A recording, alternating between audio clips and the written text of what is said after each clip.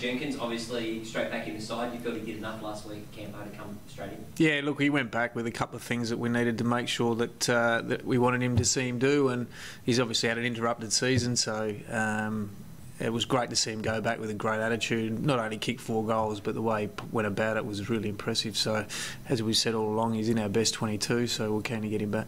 Brody Smith, I think he got through yesterday, but pulled up all right. Yeah, no, he trained this morning. He's all ready to go, so no issues there. So he's definitely in? Yep. How tough was that call? Obviously had a bit of hamstring soreness. What did you weigh up with that? Whether he's fit to play or not, it's pretty self-explanatory, really. I mean, he's one of our best players, so if he's right to play, he's right to play. So we've got to make sure that we go through the due process to make sure that he covers all the areas in terms of being ready to play an AFL game, and he's done that, so we have no hesitations in playing him. So scans showed no markings at all, which is soreness? Yeah. Okay, there was a bit of a suggestion like David Mackay was in the team as a bit of a cover, I suppose, if Brody didn't pull up. Does that change things at all, or D-Mac just sort of plays the same role, more midfield sort of wing role? Yeah, no, D-Mac comes back in through a bit of team balance. We probably thought we were one runner down last week in terms of his flexibility that he brings, and obviously with the 2 Hill boys on the wing, different sort of make-up, so we'll always pick the team that we best think's going to win on the weekend, and you know, a week's a long time in footy, but he gets another opportunity and we hope he takes it. Some people are saying obviously D-Mac was dropped last week, it was an emergency, so didn't get the chance to play in the sample. You know, how then can he sort of then come straight back in the team without proving himself at the level below? Yeah, well, I think I'll just explain that. So in terms of the balance of what we need and what we think we need against Freo, he comes back in. Yeah, he didn't play, but sometimes that can be enough for a player as well. And no more tests for Brody? He's been ticked off? Yeah. With Joshy, was it as much about, I guess, sending back and getting a bit of confidence, more so than, I guess, sending a statement?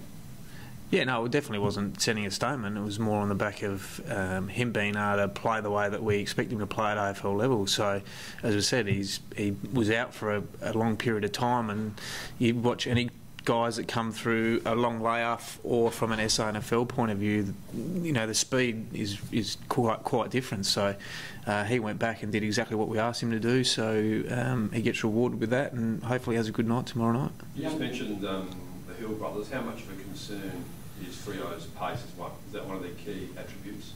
Well, they've got obviously those 2 guys run and carry for them. So, but we think we match them, particularly with Atkins, Miller, and McKay, are the guys that we put through our wings. So, we think we can match them in that area. Young Galucci, you obviously drop him. What do you sort of say to him after he would have been probably pretty happy with his debut? Yeah, look, he did a few nice things which we thought he would. He's obviously going to be a player of the future for us, but it was great for him to get some exposure and see what AFL footy is all about. So, yeah, unfortunately, that's part and parcel of footy, and he understands. He's really clear. Pike is really clear with what he needs to do, and he'll be back in sooner rather than later. With JJ back in tomorrow night, does that mean we'll see Hugh Greenwood play more time in the midfield as he has done in the centre this year? Yeah, no, he'll definitely play a bit more through there. Yeah, so we're really keen. You know, 190 against Mundy and Fife, so that'll be a good match-up for him to see how well he can handle the AFL level. What's impressive the most with you? Because, you know, I think everyone was pretty, blown away by his debut last week, three goals, and just his general contribution. What's impressive the most with you? Oh, his inside stuff's been the most impressive thing, and the way he actually gets at the opposition. So he's obviously from a basketball background, so he actually gets and reads the game in tight really well. We thought we were probably a little bit fumbly last week. He was one that was really clean at ground level. So, but to go forward and kick 3 goals as well, that sort of finishes his work. So he's been able to play both parts of the ground for us. How important moving forward for the Crows to sort of find that sort of physically gifted, tall, strong-bodied midfielder like a Fife or Mundy? Danger was that. I guess Camporeale was in that area, but obviously injured, and now Greenwood is that an important ingredient moving forward? Oh, I think it is. I think if you look through, premiership midfield groups, they've got those guys. Like even Sydney, you got Josh Kennedy and those sort of guys. So, but we like to think Brad Crouch over a period of time. He's a good size and shape in terms of being able to go to head with those guys. Hugh brings another element of that, and I guess we had Cam Ellis-Yolman, who unfortunately got injured. So we have got a couple of those on our list that are going to be important. If we make finals. How do you rate Freo run at the start of the year? Was talking bottom 4, and they're on a really good sustained sort of winning performance. How do you rate them? Yeah, no, well, they've obviously, out of the last 7 weeks, they've 6-1. So in terms of their form line, they're the best in the competition along with GWS. So you've still got to beat the teams that you've got to beat. But they've certainly been in better form. I think they're moving the ball a bit better from what we see, and they've also, got obviously a talented midfield that gives their forwards an opportunity to score as well. So, and on the back of Ross's philosophy, they defend really well and keep you to low scores. So they're back in really good form. We'll never underestimate any opponent, but I think it'll be a tough night for them. With Aaron Sandler's out, it probably looks like you guys have an advantage over the ruck given how Sam Jacobs has been playing. But I suppose in that game against Melbourne a couple of weeks ago, that was probably the same, but they were still able to, with the clearances and sharp his hit-outs pretty well. How do you go about, I suppose, stopping Freo's midfielders from sort of getting the first use of the ball, even though Sam might win the taps? Yeah, well, I probably wouldn't underestimate John Griffin, to be quite honest. I think he's been a real handy ruckman for him over a period of time, and not having Aaron slightly changes their thinking in terms of what they would do. Obviously, Aaron gives them first use on the flip side. So, look, we don't worry too much about opposition. We're more worried about what we want to do and the balance that we want to get and the connection that we get through Sam. But you can argue for and against for both of those things, yeah. Did Harrison Wiggett all come into your selection discussions? And I guess what more does he need to do off the back of just a few weeks in Sam?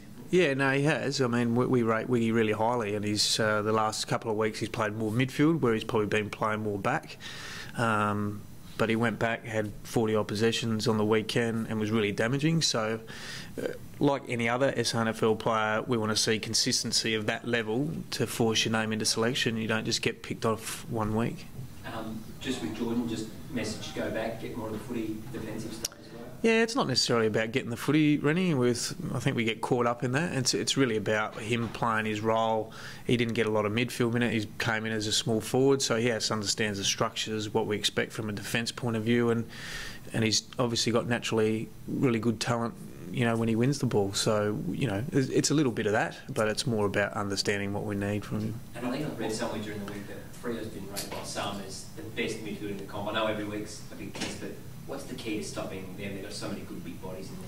Yeah, well, they have. I mean, with big body midfield teams, they obviously try and maul you in terms of getting first possession and getting the ball their way. And I guess with Freo over history would say that if they win the stoppages, then they play the game in their half. So that's really important, and that's really important every week. But obviously with Aaron, Fife, Mundy, Neil, who's obviously somewhat underrated in some people's eyes, but I think he's a terrific player that's been a consistent player for a long time. Now you add in the two Hills, I mean, they've got a talented midfield group.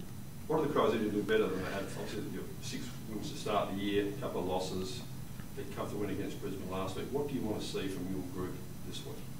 As in the team? Yeah. Yeah, well, I think it's about consistency, Andy. I mean, the biggest thing is we probably have lapses. Even in those 6 wins, we've probably had quarters where we haven't really played at the level that we would like. So, and that happens. You look at the other 17 teams all having their moments in the game. So it's about sort of how you handle those situations and can we get back to playing somewhere near where we need to and not give opposition teams an opportunity to get back in the game. So that doesn't change, whether it's a start or at the end. We want to make sure we can try and play 4 even consistent quarters of footy.